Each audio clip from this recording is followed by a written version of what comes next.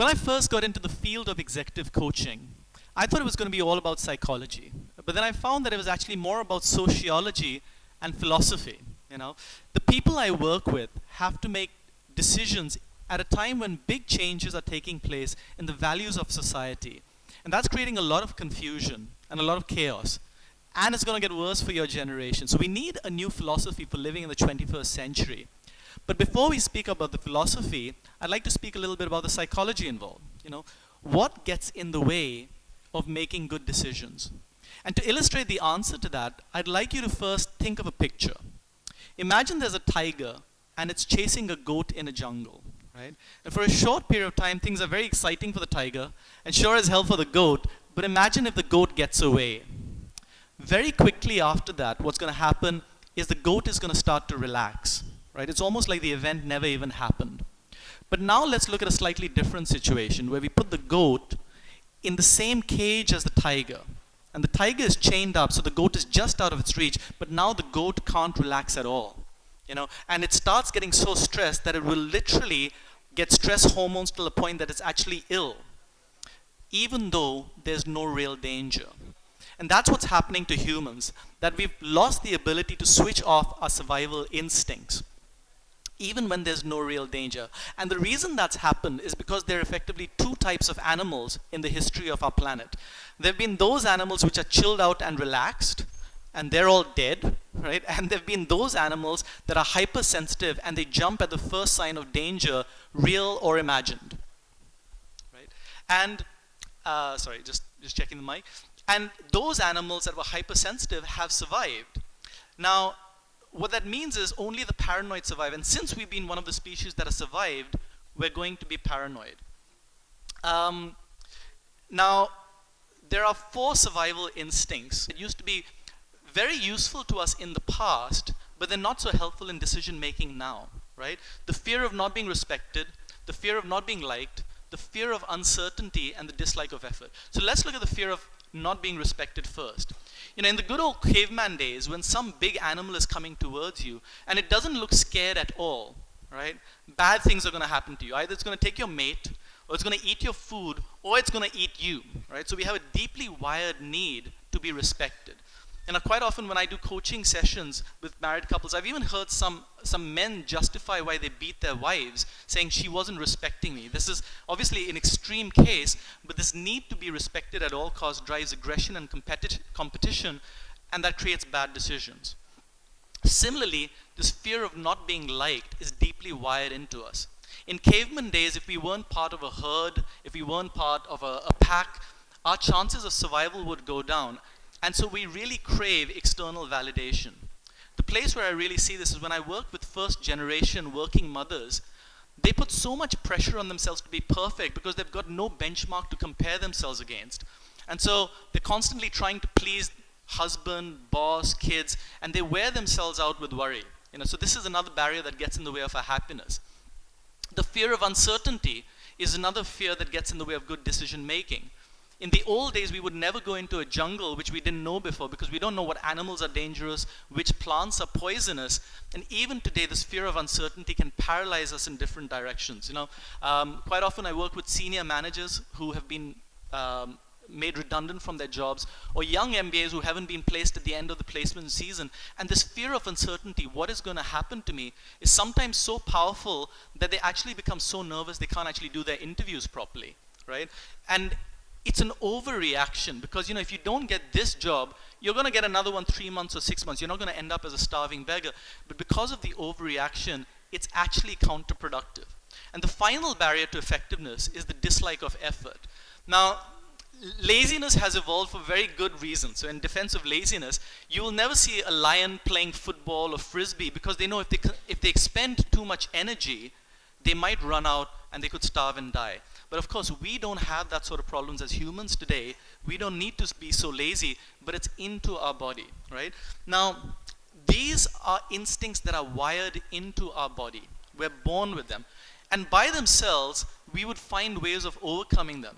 But what makes it even harder is when we made the transition from caveman era to early civilization, we took these animal instincts and we codified them and embedded them into our cultural norms and systems, right? There are four systems, four cultural systems that we have. The myth of success, myth of goodness, myth of certainty, and the myth of entitlement, right? So the myth of success, let's look at that first. The myth of success says, if I'm rich, if I'm successful, then everybody will respect me and I don't need to be scared of anybody. It has evolved to address our fear of not being respected. The problem is there's a very small link between actual material success and happiness. And quite often I find when I coach CEOs, they're more stressed than middle-level managers because this constant drive to stay ahead of the competition, it becomes exhausting after a while. Myth of success doesn't mean you're going to be happy if you're successful.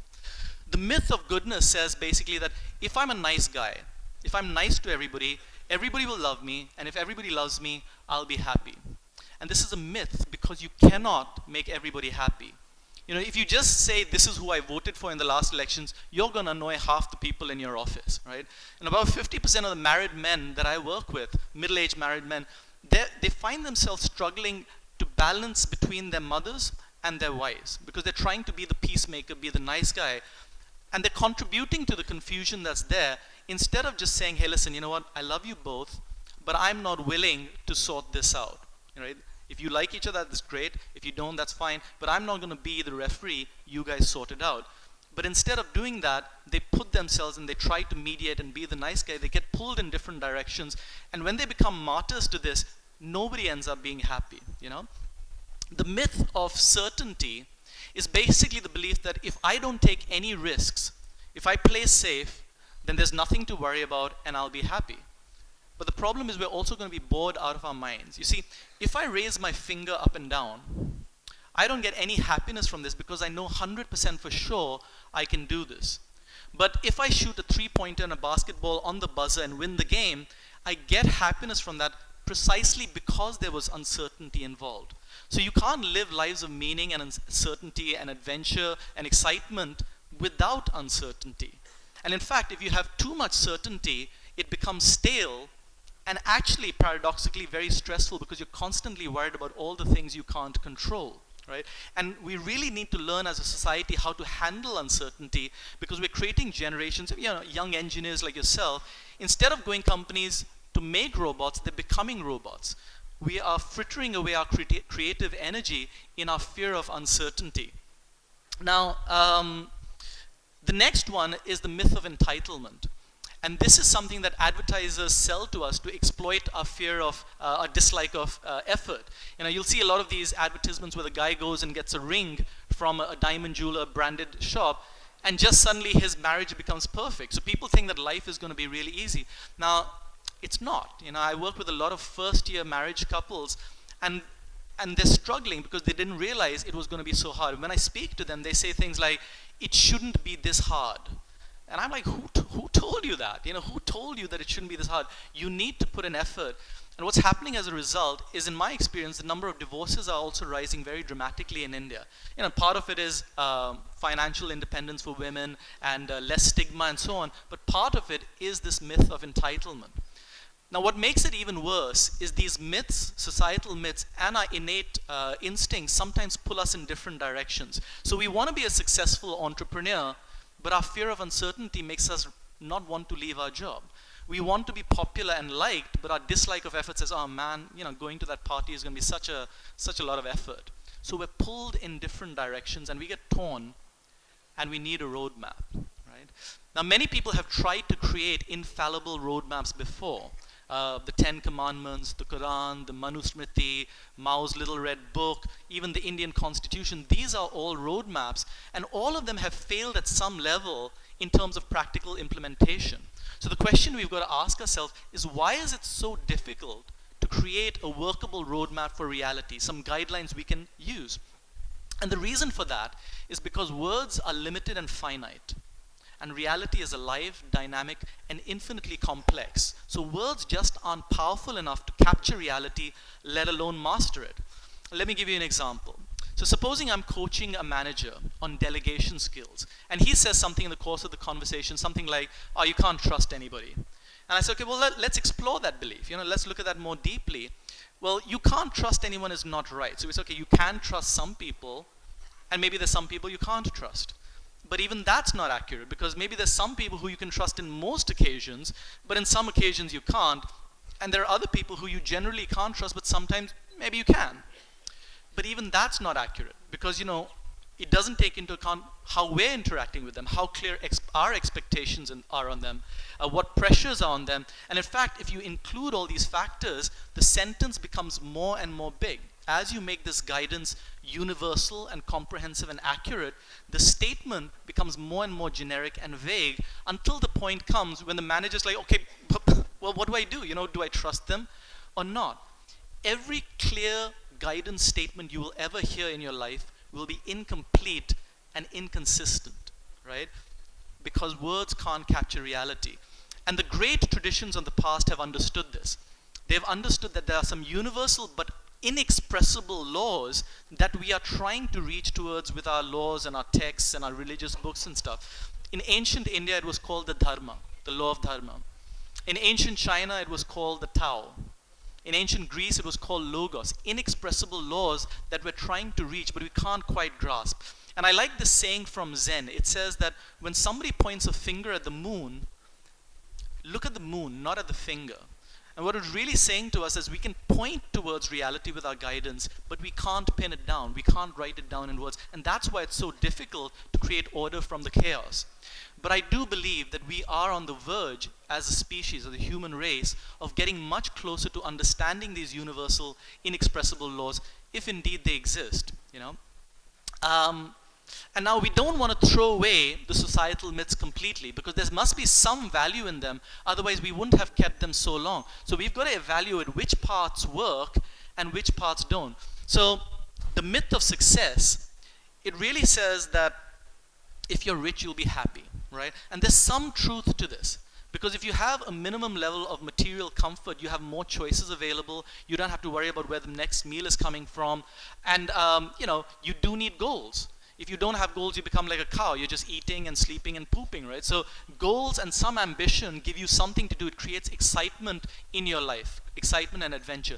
But the real insight that your generation is going to explore far more than any previous generation is that it's only you who has the authority to set your own goals.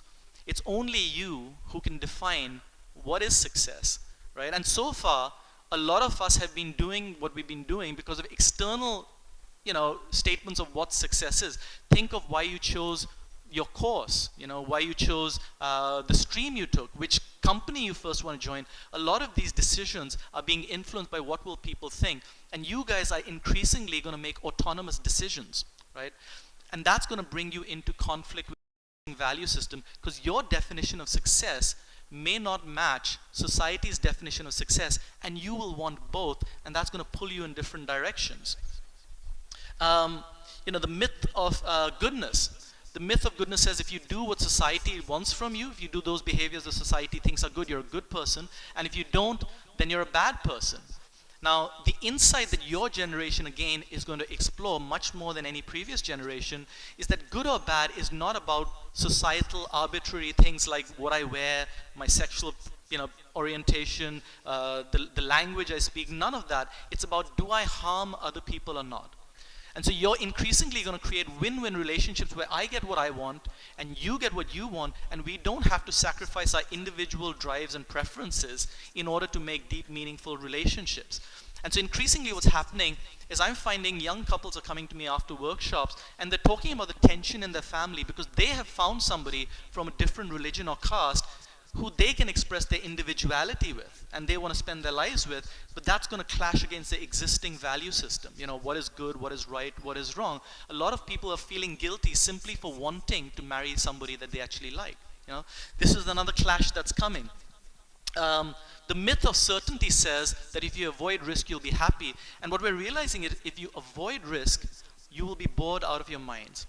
And if you think about some of these big companies that are such a part of our lives nowadays, Facebook is only 10 years old. Google is only 15 years old. So some of the industries that you guys are going to be in 5 years, 10 years from now, they haven't even been conceptually thought of today. And so all the certainty you're looking for is gone.